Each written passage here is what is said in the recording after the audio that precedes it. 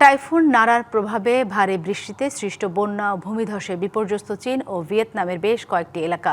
বন্যায় ভিয়েতনামের উত্তরাঞ্চলে প্রাণ গেছে একজনের, ক্ষতিগ্রস্ত হয়েছে ঘরবাড়ি, সড়ক, বিদ্যুৎ অবকাঠামো ও কৃষি জমি।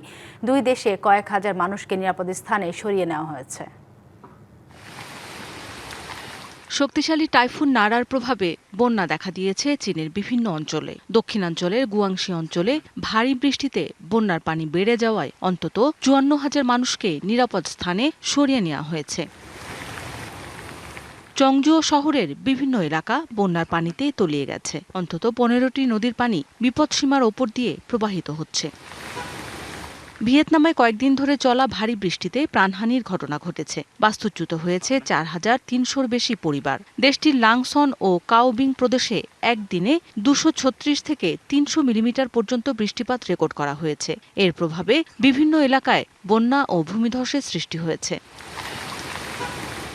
দেশটির হা লংবে এলাকার কুয়াংনিন প্রদেশেও বন্যার পানি ঢুকে পড়েছে।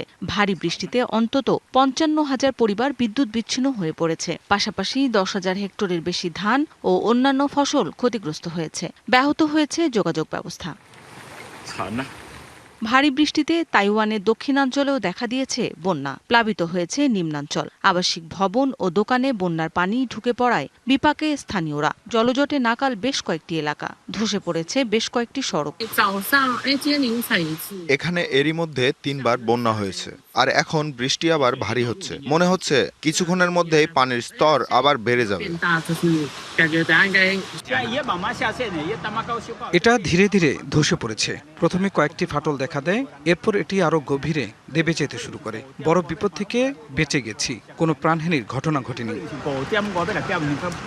আবহাওয়া কর্মকর্তারা জানিয়েছেন, নারার স্থলভাগে আঘাত হানার সম্ভাবনা নেই, তবে এর প্রভাবে উত্তরাঞ্চলে আরও ভারী বৃষ্টিপাত হতে পারে। চীনের গুয়াংশি, গুয়াংডং, হাইনান ও ফুজিয়ান অঞ্চলে বুধবার পর্যন্ত বৃষ্টিপাত অব্যাহত থাকতে পারে।